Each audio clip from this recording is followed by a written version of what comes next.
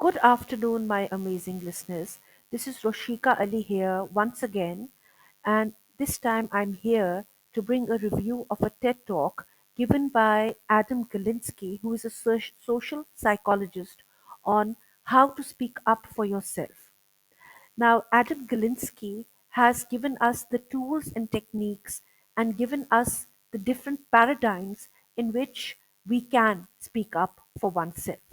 So let's dive into the review. Adam Galinsky says that the first example of when he found it hard to speak up for himself was when, uh, right after his son was born, and both he and his wife were afraid of the fact that he might not be getting enough nutrition from his mother's feed, and they did not want to come across to the doctor as too pushy or as parents who did not know much, and they did not ask the doctor what to do. Luckily, the doctor changed the feed and assured them that they could always come to her for any questions regarding their child. So this was an example of when they should have spoken up, but they didn't because of certain hesitation. Another example he gives is that of his brother, who apparently lost a major contract because of his advice. Uh, and his advice was to stick to his guns and ask for more perks when his brother should have shown flexibility and given in to the demands of the company.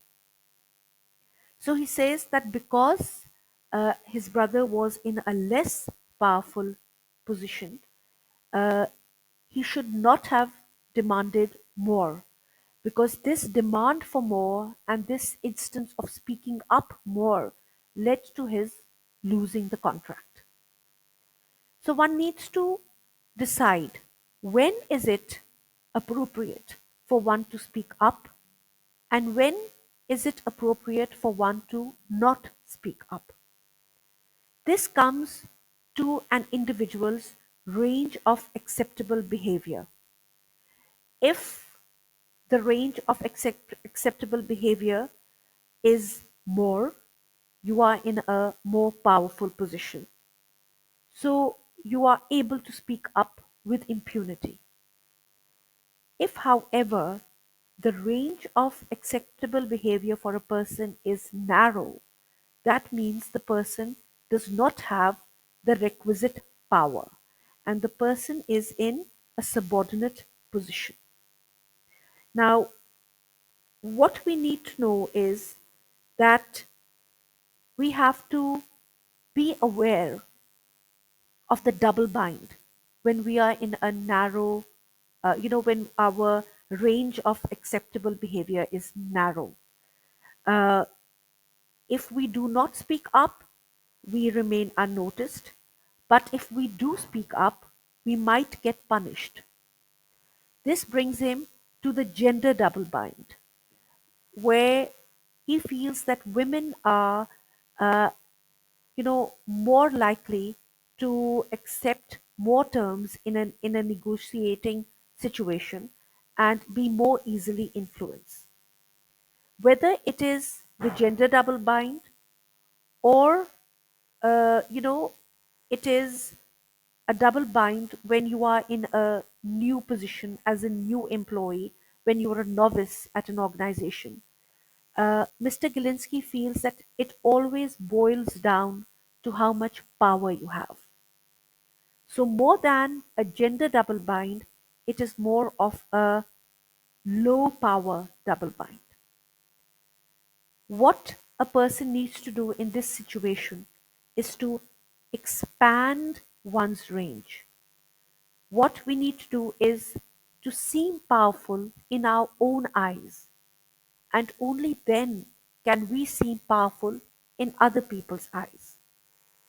Now, there are certain tools that he gives us for expanding our range of acceptable behavior. And he says that women are more likely to be to extend their range of acceptable behavior when they advocate for others. They are automatically in a more powerful position. And that he calls the mama bear effect. When a woman advocates for other people, she invariably improves her stature and her influence, and she is able to speak up more. Uh, it is always a question of being able to look at things through someone else's eyes. Someone else's vantage point should always be kept in consideration when one wants to extend one's range of acceptable behavior. In a crisis, especially, this kind of thinking comes in very useful. And he gives the example of a bank manager who was able to avert a catastrophe by putting herself in the shoes of a gunman who held her bank at gunpoint and demanded only $2,000. She did not look at things from her own perspective, but rather took a step back and tried to figure out why this man is only asking for $2,000. And when she did ask him the question, she got to know that it was not for himself, but for a friend who would have lost his house if he did not give the requisite amount of money as mortgage payment. So that information led her to tell her the assailant to, that he did not need to rob the bank. All he needed to do was to come into her office and she would arrange a loan for him. This is an example of when you are in a low power double bind, you take the perspective of someone else and increase your own position of power. He also gives the example that when you give people choices, especially in if you are a salesman or whether you are a mother trying to get your children to do something, it is always better if you give them a choice. He gives the example of a niece who always felt it a challenge to dress up her children in the morning for school. Then she decided to give her child a choice: this shirt or that shirt, this pair of trousers or that pair of trousers. This choice empowers the person who is not in a good mood or not in a pliant mood enough to negotiate with you. And he ultimately ends up, doing what you want to do only because he feels powerful because of the choice that you have given him or her. Uh, Another thing he says is one should ask for advice. Or whenever one is in a low power situation, one should ask for advice from someone in a higher power, uh, cadre. This person will then come into your camp and by advising you will take on your problems as his own and give you a solution out of any problem that you find yourself in. Expertise gives us credibility. And when you are an expert, and when you are acknowledged as an expert, this gives you excellent evidence to, put forward your point of view. But to reach that position, you need to A, adopt the strategies like the mama bear effect, adopt someone else's cause as your own, start advocating for others. B, asking for advice to promote yourself. And C, enhancing your credibility by listening to that advice. Your passion is always the key, which will help you speak up with gumption, with substance.